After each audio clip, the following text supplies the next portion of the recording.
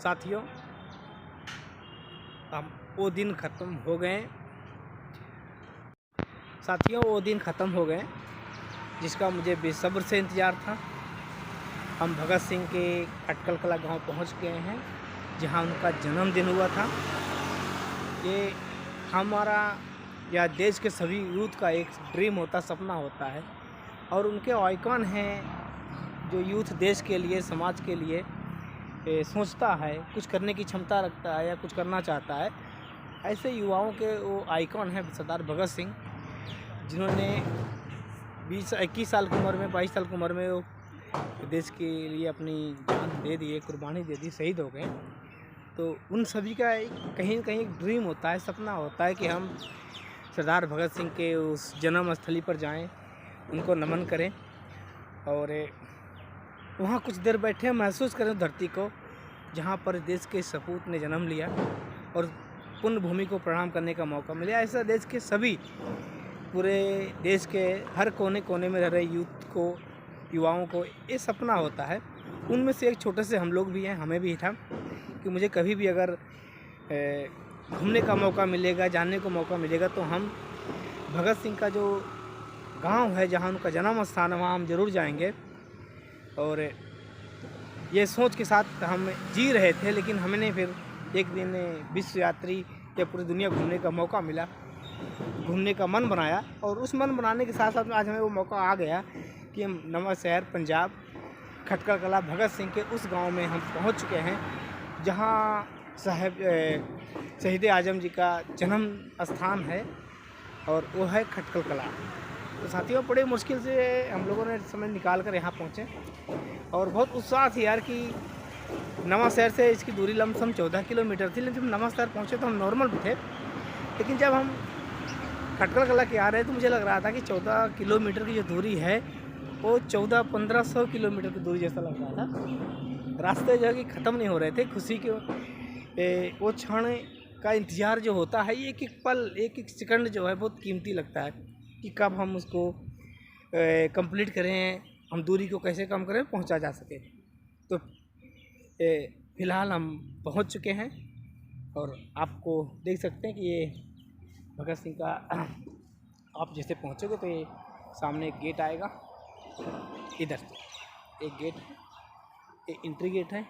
और आपको हम बताते हैं,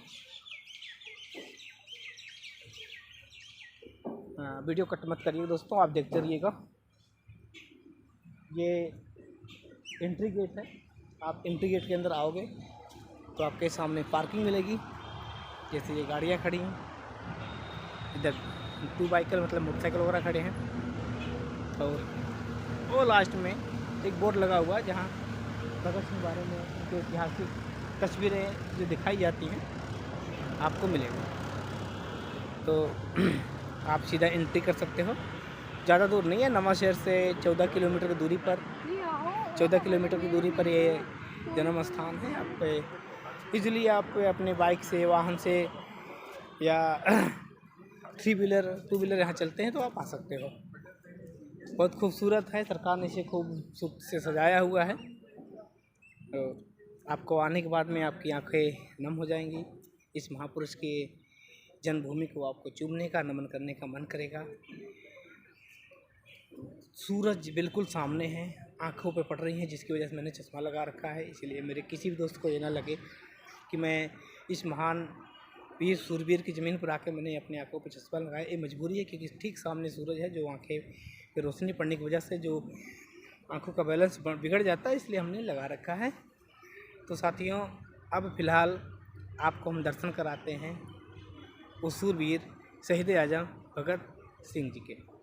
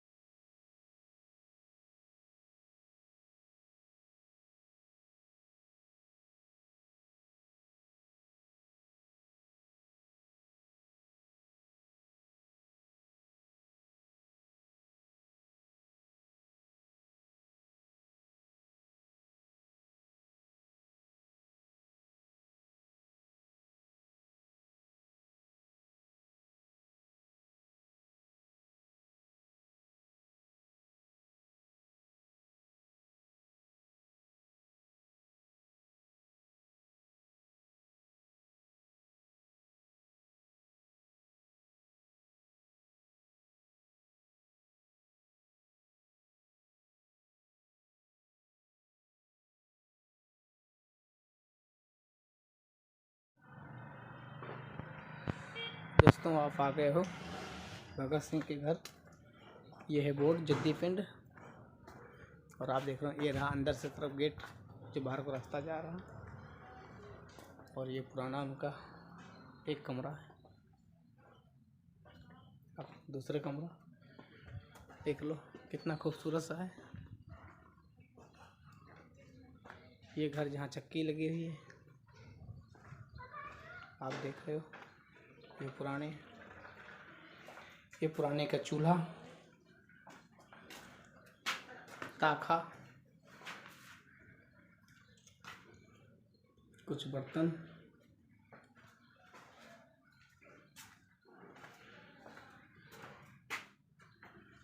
पुराने ज़माने कुछ बर्तन आप देख रहे हो अंदर के किचन।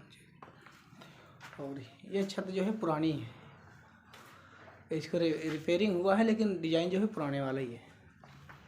ये कुआं जिसमें लोग पानी पीते थे। ये घर,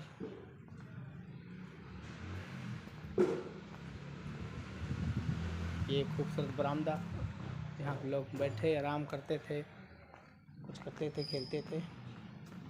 ये आप देख रहे हो पूरा सरदार भगत सिंह का पूरा ये घर दो जद्दी पिंड कहा जाता है।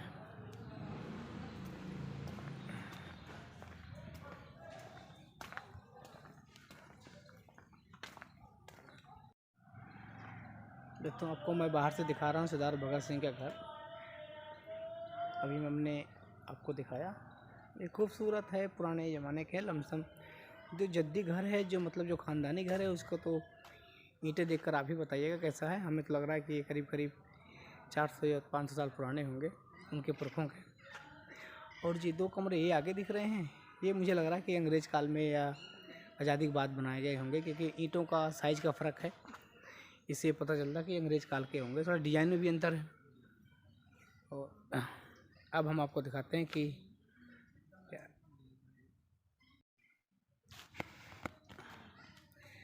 आप खूबसूरत देख रहे हैं, ये पार्किंग है और पार्क बना हुआ खूबसूरत सा। आप बिल्कुल आप देखें, ये स्तंभ है, पिलर जिसे कहते हैं, 1 2 3 4 स्तंभ है, और बहुत ज़बरदस्त डिजाइन का स्तंभ है। इसके पीछे लॉजिक क्या है मुझे नहीं पता, पर अति सुंदर। और आप इस पार्क की खूबसूरती आप पीछे देख सकते हो, देखो कितना मस्त बना हुआ है, एकदम शांति, खूबसूरत, अच्छा पार्क। हर तरह के पेड़ पौधे लगे हुए हैं, आप देख पा रहे हो। सुकून सा मिलता है कि ये ऐसे वीर कम होते हैं। अगर हमेशा हर जगह वीर ही पैदा होने लगे तो देश कभी गुलाम ना हो। इसलिए जो वीर भूमि है उनके आगे सर झुकाना चाहिए, उनको सम्मान करना चाहिए। उनसे हमें सीखने की ज़रूरत है, उनसे हमें प्रेरणा मिलती है। आप देख पा रहे होंगे ये भूमि प्रणाम करने की भूमि है। ये खूबसूरत सा पार्क बनाया है इन लोगों ने, खूबसूरत सा पार्क आप देखिए।